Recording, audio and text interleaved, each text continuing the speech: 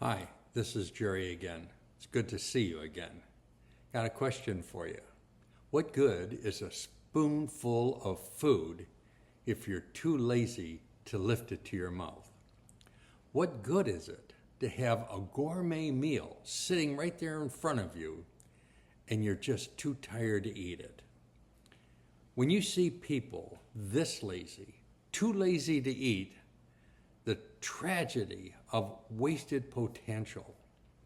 Here you are, every precious manner type of food that you love to eat. You're tired, you're exhausted, you're sleepy, and you just have enough strength to put your hand out to the fork and stop. If you could just eat a little, you would get the strength to finish and be yourself. This proverb paints a striking image of a man so slothful that he begins a task. He puts his hand in a bowl or in his bosom, but doesn't complete it, even though finishing it would benefit him directly. Now, this is really an ancient Jewish culture phrase, hide his hand in his bosom. An old term for someone who's lazy, like anyone never wanted to finish a simple task. Or in some translations, buried his hand in the dish was a sign of someone refusing to complete even the simplest task that he set out to do. The implication is deeper than physical laziness. It's a spiritual and moral laziness too. Here's what he needs, but he will not do it to help himself. It's very much like many people today. Everything they need is available to them, but they won't reach out and get it. For example, like a job, to make money, to eat, to live better, to dress better. Wasted opportunities.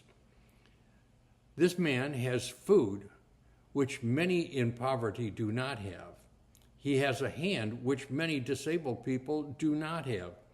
He even has a hunger which should motivate him. Not motivated, would rather stay hungry, live in dirt, not fix the broken porch, watches TV all the time, plays on their phone, or sleeps their life away. But he lacks discipline and diligence, and so he starves, surrounded in the midst of plenty.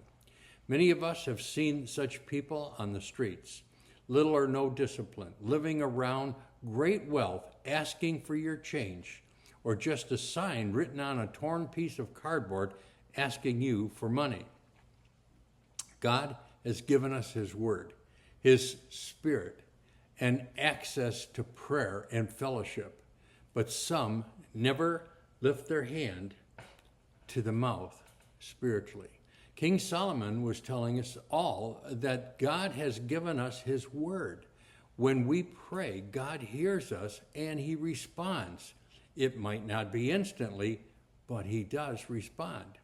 Jesus said in the New Testament that He is expedient for us that He go away. He said, if I were to go away, He would send the Comforter, who would be with us all to teach us all things and to convict the world of sin.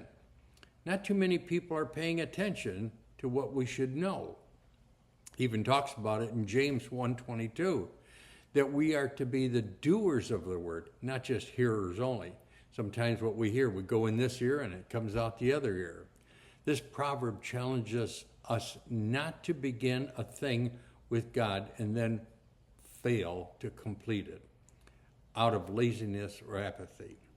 The proverb tells us also that if we start off believing in God and drift away, we get lazy. We get too busy with life.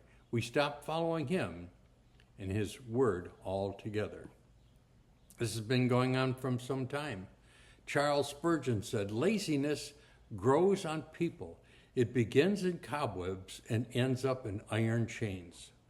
Richard Baxter says, idleness is the devil's workshop and his recruiting office. What are some of the things that God has given you to do, or you might be neglecting to do them. Ask yourself, in what areas of my life, spiritual, physical, even emotional, do I start things but struggle to finish them? How can you build good habits that help you bring your hand to your mouth? That is, finish what God has called you to do. Don't die with food in front of you. Don't waste your gifts, your opportunities, and callings because of laziness or spiritual laziness. Finish what you start. Let diligence and discipline be your daily bread. I know I have this desire to teach every line in the book of Proverbs, all 32 chapters, all 450 verses. The verse that we're talking about will be on the screen. Read it out loud if you can, and have a great day.